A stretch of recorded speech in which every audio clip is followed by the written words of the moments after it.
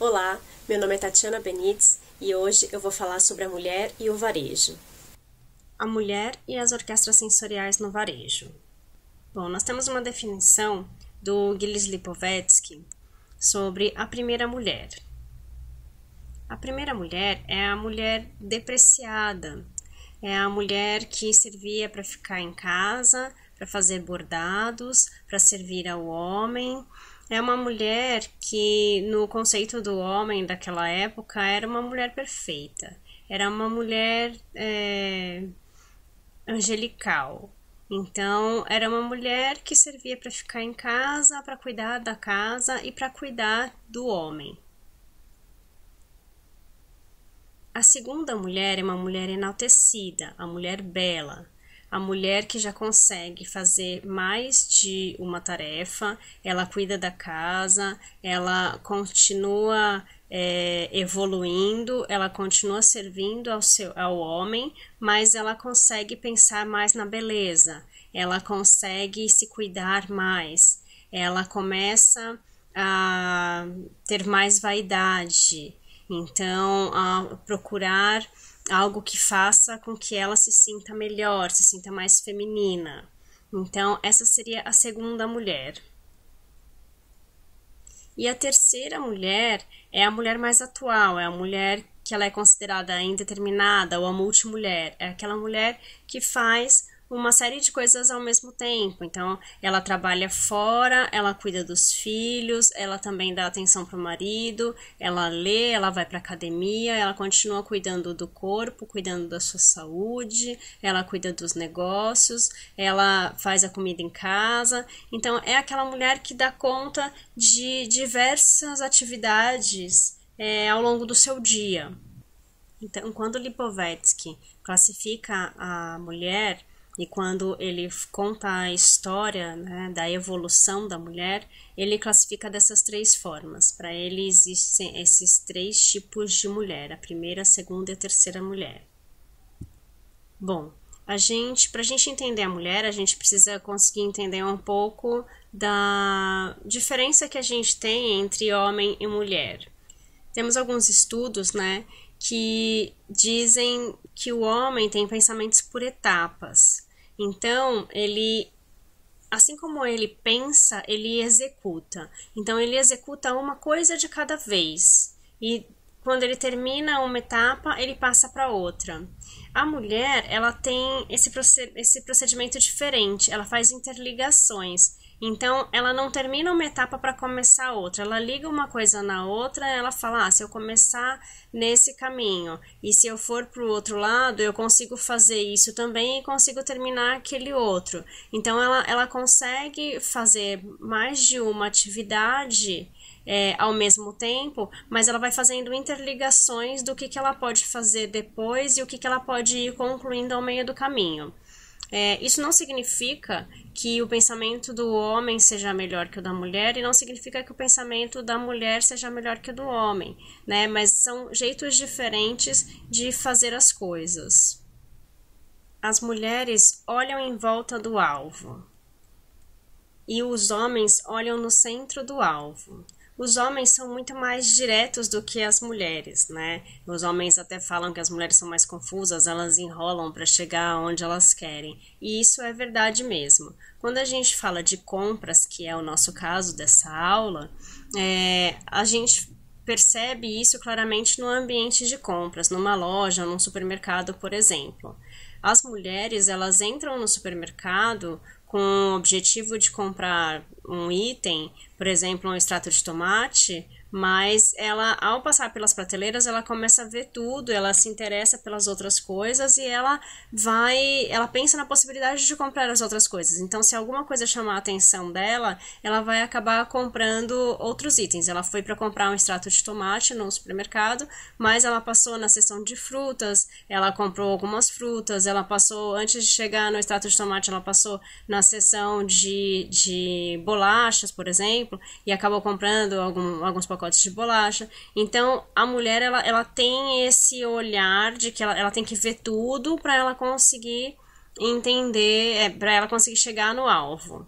O homem, ele vai direto no alvo. Então, se ele entrou numa loja para comprar determinado item, ele vai comprar aquele determinado item e não vai ficar olhando as outras coisas. Para o homem, o alvo é mais importante. Então, se ele entrar no supermercado para comprar cerveja, ele vai entrar no supermercado, vai direto na seção de cervejas e não vai ficar olhando outros itens. Ele é muito mais direto no que ele quer. As mulheres prestam atenção nos detalhes e os homens no todo. Para o homem, o que vale é a questão de tudo que está envolvido. Para a mulher, não. Por exemplo, vamos comprar um carro. Para o homem, comprar um carro significa ele ter que olhar o design e as coisas que são mais importantes, né? Ele vai ver um carro que ele acha bonito, aparentemente bonito no visual, e ele vai ver a potência do motor, vai ver se gasta muita gasolina ou não, quantos quilômetros faz com aquele tanque cheio. Ele vai ver as coisas mais genéricas, né? Que para ele é importante. As mulheres, elas já vão querer entender um pouco sobre o carro, o que o carro faz e tudo mais, mas ela vai querer ver se tem o porta-copo no carro, se o banco é aconchegante, se tem espelho no carro. Então, ela vai ver os detalhes do carro, né? E eu não estou falando aqui se isso é futilidade, se isso é essencial. São as visões que nós temos do todo. Quando o homem entra numa loja para comprar uma roupa, para comprar uma camisa, ele vai ver se a camisa caiu bem, se tá legal, se o tecido é gostoso. A mulher, ela vai ver se os botões estão bem pregados, se aquele acabamento está bem feito. Então, são a questão dos detalhes, né? Para o homem, basta o todo na hora de comprar.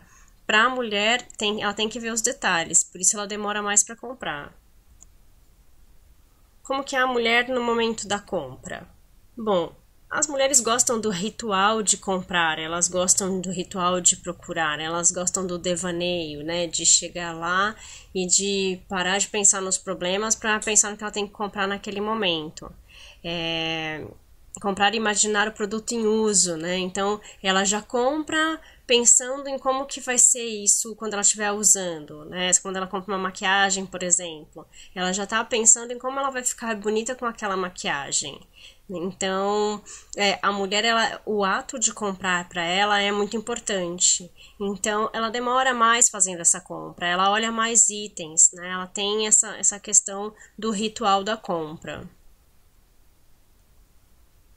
Para os homens, o homem não gosta muito de procurar, né? Como ele vai direto no alvo, ele gosta de ter um objetivo e procurar o mínimo possível, perder o mínimo possível de tempo com compras, e ele não gosta de ficar muito no ambiente de compras. No geral, o homem gosta de entrar e de sair já com a solução, né? Com o produto na mão, com a solução.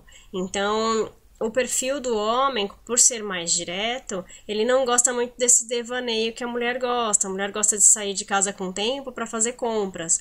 O homem gosta de sair de casa com tempo para fazer outras coisas, mas que não tenha que ficar gastando tempo procurando alguma coisa, né, para que o satisfaça. Então, ele gosta do mínimo possível. Às vezes, ele procura mais tempo na internet para saber quais são as coisas realmente que ele quer, para já chegar na loja e resolver o assunto.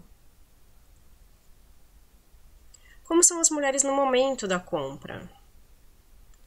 Bom, elas pegam informações de vários níveis e de maneira rápida. Então, elas vão procurar algumas informações antes de chegar na loja, mas no momento da loja, ela também pode perguntar para outras pessoas, perguntar para vendedores, vai procurar saber a opinião de quem está ali. Então, ela vai, de uma forma rápida, ela vai buscar essas outras informações extras. Elas demoram para tomar decisões, porque vai ter mais de um item que ela pode se interessar, porque a mulher não vai direto no alvo. Então, você sai para comprar uma bolsa vermelha, de repente tem lá bolsas de todos os tamanhos, de todas as cores, e você acaba vendo, pegando outros itens. Então, o seu foco era um, mas você acabou se interessando por outros. Então, você demora muito mais para tomar uma decisão. E tem reações impulsivas. Nós geralmente compramos por impulso. Nós vamos para comprar a bolsa vermelha, mas acabamos comprando uma carteira que você nem tinha ido lá para comprar. Isso é uma reação impulsiva. Você nem planejou aquilo, mas comprou por impulso. Então, as reações impulsivas fazem com que as mulheres acabem gastando mais ou comprando itens que não estavam no seu planejamento. O homem, no momento da compra, ele é mais direto nas suas decisões, né? Ele não gosta de ficar perdendo muito tempo no ambiente de compras. Então, como ele já vai rapidamente pro alvo, ele já decide o que ele quer e já sai da loja. O homem não gosta de desperdiçar o tempo dele dentro de ambiente de compras. Então, ele vai direto no que ele decidiu, ele entra e já sai com o item na mão. Não vai ficar perdendo tempo escolhendo outros itens que não estavam no planejamento dele. A não ser que isso chame muita atenção do homem. Bom, como é que aconteceu o consumo feminino, né? Desde os anos 20, quando a mulher conheceu os cosméticos, as roupas, os adereços, ela passou a consumir muito mais. E hoje a gente tem muito mais opções voltados ao mercado feminino. Então a gente tem a entidade, tem os antipesos, né? A parte dos exercícios, a beleza, a estética, a nutrição, a parte de dieta, coisas que na maior parte são as mulheres que procuram por causa da vaidade feminina, né? E isso fez com que o consumo aumentasse assustadoramente para a classe feminina, né? Para o feminino. E cada vez mais esses mercados estão crescendo, né? O mercado de estética cresce a cada dia, o mercado de beleza, e faz com que as mulheres consumam mais produtos e mais serviços.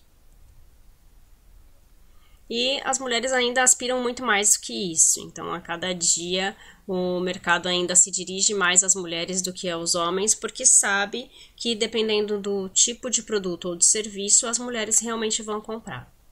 Bom, e como eu sempre gosto de falar de sensorialidade no varejo, aqui a gente também vai abordar esse tema, né? O nosso corpo, além de ser um meio de comunicação, né, a gente se comunica através do nosso corpo, também faz a leitura de mensagens através dos nossos sentidos, né, dos nossos 5 sentidos. Então a gente vai ver como é que isso funciona. Funciona como uma orquestra. Estudamos cada sentido humano separadamente, como os instrumentos de uma orquestra, que quando unidos formam um ambiente orquestral. Então, numa orquestra, a gente estuda cada instrumento separadamente, né? O violino faz o estudo da parte dele, né? A flauta faz o estudo da parte dela. Então, cada um faz um estudo separado. E depois, quando já está tudo certo, né? Quando eles já ensaiaram, eles se reúnem. E é essa união de instrumentos que faz com que a orquestra exista. Então, nos sentidos humanos, quando a gente estuda a sensorialidade, a gente faz a mesma coisa. A gente estuda cada sentido separadamente, porque no corpo a gente vai conseguir que essa orquestra funcione direito quando a gente faz qualquer ação sensorial. Como funciona a percepção dos sentidos humanos? De acordo com o livro da Regina Blessa, Merchandising no Ponto de Vendas, a gente tem uma pesquisa que ela disponibiliza da Verone Scheller e Associados, que fala que 83% dos nossos sentidos é voltado para a visão, 11% é a percepção da audição, 3,5% do olfato, 1,5% do tato e 1% paladar.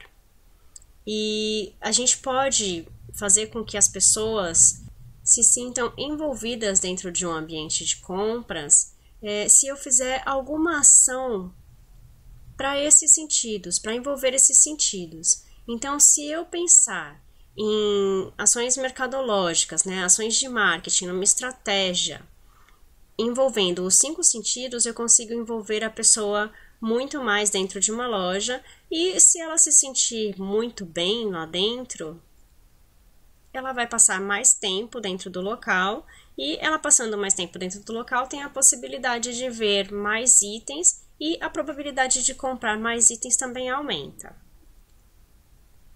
A visão, por exemplo. De acordo com as pesquisas, as pessoas observam primeiro as formas, depois as cores dos produtos, depois o design dele, então com a fonte, como que é a fonte que está escrita, se tem elementos, se tem um desenho dentro da embalagem do produto, o estilo, né, qual é o estilo que esse produto segue, então é uma coisa mais clássica, uma coisa mais moderna. Então as pessoas observam os produtos, né, e os ambientes segundo essa ordem. O sentido da audição. A gente tem que se preocupar com os sons do ambiente. Então, até mesmo o som dos produtos, né, tem alguns ambientes que seriam mais interessantes se tivessem o som dos próprios produtos que eles revendem lá dentro. Ou alguma música. Quando a gente fala de música, a gente precisa entender qual é o ritmo que a gente pode colocar na loja ou no ambiente de compras, né, num shopping ou num supermercado, porque vai depender do tipo de pessoas que eu quero agradar, quais são os ritmos que são mais agradáveis para o meu público, então isso também precisa de um estudo só para esse sentido. Qual é o volume que vai agradar esse público, então tem lojas que tem o som muito alto e tudo bem, né? Porque provavelmente eles fizeram um estudo para aquele público e isso agrada aquele público. E tem lojas que tem só aquele sonzinho ambiente e que isso vai agradar aquele público daquela loja. Então a gente precisa entender como é o público e o que poderia agradá-lo. O olfato. O olfato, ele remete a gente às lembranças, às emoções. Então, algumas lojas têm algumas marcas olfativas. O que é isso? A loja desenvolve um aroma somente para que fique dentro no espaço daquela loja. Quando você passa, está chegando perto da loja, você já sente aquele cheirinho e tudo dentro da loja tem aquele aroma. Então, as marcas podem trabalhar com um aroma para que elas tenham uma marca olfativa, que seria um aroma próprio. Seria um aroma desenvolvido somente para aquela marca. Então, você sente aquele cheirinho, lembra daquela marca. Ou trabalhar com outros aromas que já existem, mas deixando um ambiente cheiroso, agradável, fazendo com que as pessoas se sentissem bem dentro daquele ambiente. O tato. O tato, né, o contato, a possibilidade do contato com o produto. Você sente o peso, sente a textura, né, o tipo de toque que a pessoa tem. Então tem gente que gosta de pegar nos produtos, independente do tipo de produto que seja, né? É uma roupa, é um alimento, ela gosta de tocar para ver se aquilo tá bom, se ela consegue ter uma percepção maior com o toque. Então, os produtos que estão no local mais acessível, onde as pessoas podem tocar, se tornam produtos com uma probabilidade maior de compras. E, por último, o paladar. A gente viu que o paladar é responsável por 1% da percepção, né? Porque muita coisa a gente não vai degustar. Então, a degustação ela é extremamente importante dentro de um ambiente de compras, principalmente se o seu produto é comestível, né? Você vai fazer com que as pessoas degustem um pouco, que elas provem um pouquinho do seu produto. E essa questão da degustação faz com que suas vendas aumentem. O paladar também traz a saciedade e o prazer. Então, se você entra numa loja ou no supermercado e alguém te oferece uma água, um suco, pode te saciar e também pode te dar prazer, né? Te dar uma questão de alegria de estar ali dentro, uma vontade de ficar ali mais tempo. Então, alguém que te ofereceu um café, isso faz com que o seu prazer possa aumentar de estar naquele ambiente.